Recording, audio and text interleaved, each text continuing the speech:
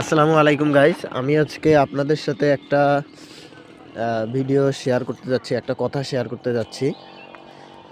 সেটা হচ্ছে, আপনারা কি কখনো বাইকের যে কোনো সার্ভিসিংয়ের সময় বাইকের পার্টসের থেকে সার্ভিস চার্জ বেশি দিয়েছেন কিনা সেটা অবশ্যই কমেন্টে জানাবেন। যেটা আমার সাথে হয়েছে।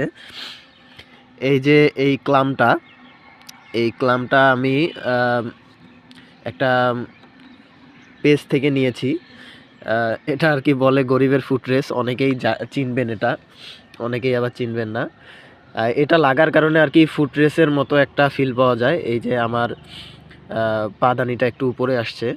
তো সেদিন আমার সাথে হয়েছে যে এই জিনিসটা গিয়ার শিফটিংয়ের জন্য যে এই জিনিসটা কাজ করে, এটা ভেঙে গিয়েছিল এখানে।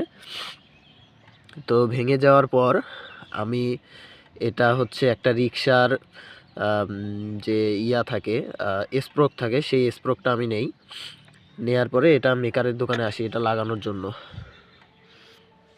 তো সেখানে আসার পরে তো এই স্প্রোকটা আমার কাছ থেকে নেয় 5 টাকা দাম।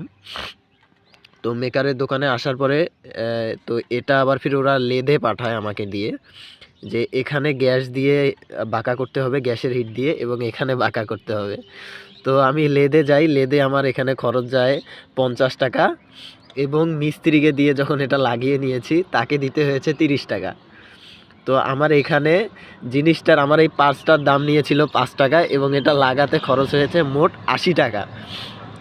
তাহলে আপনাদের কার কার সাথে এমনটা হয়েছে তারা কমেন্ট করে জানাবেন। ধন্যবাদ সবাইকে। আসসালামু আলাইকুম।